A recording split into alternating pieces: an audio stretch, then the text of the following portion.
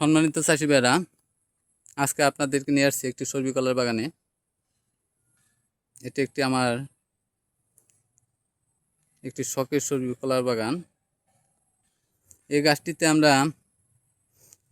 বাগানটিতে আমরা কিভাবে যত্ন নেই, কিভাবে পরিচর্যা করি তার একটি ভিডিও। আমরা গাছের গোড়ায় কিভাবে মাটি দেই, কিভাবে মাটি দিতে হয়, কোনভাবে মাটি দিলে সঠিক পদ্ধতি আর কোনভাবে ভুল পদ্ধতি, তাই আপনাদেরকে দেখিয়ে দিব।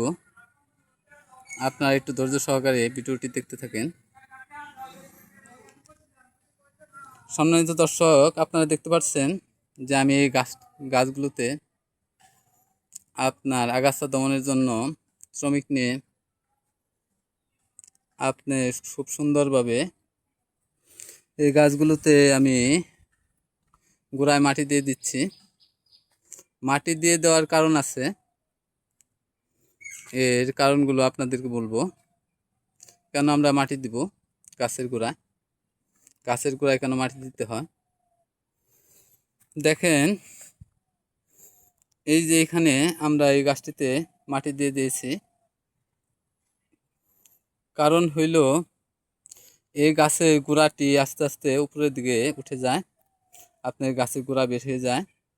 এর কারণে আমরা গাছের গোড়া সীমিত পরিমাণ মাটি দিব। কারণ হইল এই গাছটি যেন সহজেই শিকড় ছাড়তে পারে এবং অতিরিক্ত শিকড় ছেড়ে আপনি খাদ্য সংগ্রহ করতে পারে এবং গাছের গোড়া যেন শক্ত হয়। এই কারণে আমরা মাটি দেব। আর দ্বিতীয় কারণ হইল বর্ষার পানিতে যেন গাছের গোড়ায় পানি জমতে না পারে, তার জন্য আমরা খুব সুন্দরভাবে জমিটি সমানভাবে কোদাল দিয়ে চাষ দিয়ে সমান করে নিব এবং গাছের গোড়ায় মাটি দিব। দেখেন, কিছুদিন আগে আপনার শ্রমিকরা গাছের গোড়ায় মাটি দিয়ে দিয়েছিল এবড়ো থেবড়োভাবে, যার কারণে আবার আজকে শ্রমিক নিয়ে ভালোভাবে সুন্দরভাবে মাটি দিতে হচ্ছে। আপনারা ইতিমধ্যে দেখতে পাচ্ছেন গাছের গোড়ায় একটি সাদা শিকড়। আপনার গাছের গোড়ায় মাটি দেওয়ার কারণে এই শিকড়টি নতুন করে ছাড়ছে। যদি আমরা গাছের গোড়ায় মাটি না দিতাম তাহলে এই শিকড়টি ছাড়তো না। এই যে এখানে দেখেন আরেকটি শিকড় আপনার বাহির হয়েছে। কারণ হলো এই গাছে গোড়ায় মাটি দেওয়ার কারণে এই শিকড়গুলো নতুন করে গাছ ছেড়েছে খাদ্য সংগ্রহের জন্য। আমাদের যে কাজটি করতে হয়, দেখেন এই যে এই গাছটিতে আপনার এবড়ো থেবড়োভাবে অনেকগুলো মাটি আপনার দিয়ে রাখা হয়েছে। এটা একটু ভুল পদ্ধতি, এটি সমান করা হয়নি।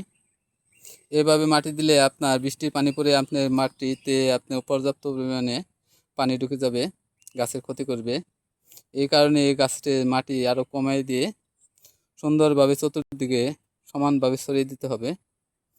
গাছটিতে আপনার একটু বুক টান করে দিতে হবে যেন বৃষ্টির পানি জমতে না পারে।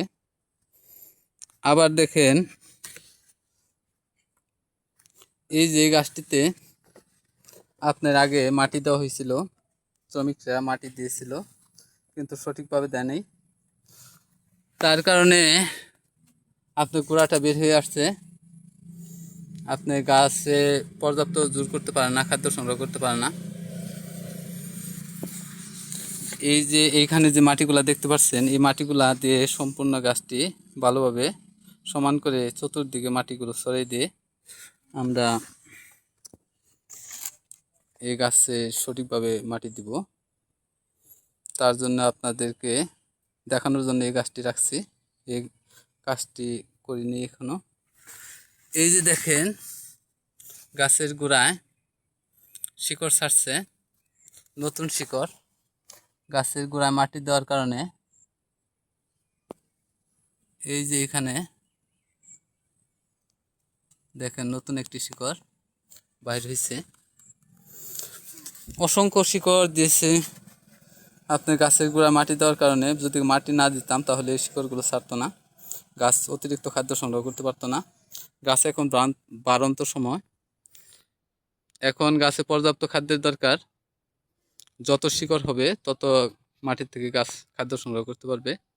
আর এই কারণে আমরা এই গাছের গোড়ায় মাটি দেই। আর এই গাছগুলোতে আমরা প্রত্যেকটা লাইনে একটু করে নালা তৈরি করব। কিছু নালা তৈরি করা হয়েছে, দেখেন।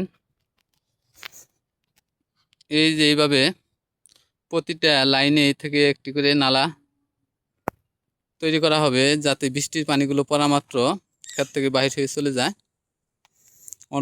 অন্যত্র যে আমরা জমি থেকে সরাই ফেলান যায়, তার কারণে পানিগুলো যেন বাঁচতে না পারে, জমে থাকতে না পারে। এই কারণে প্রত্যেকটা লাইনেই আপনার এইভাবে গাছগুলো আপনার নালা তৈরি করতে হবে এবং ক্ষেতগুলোকে নালা তৈরি করে দেব।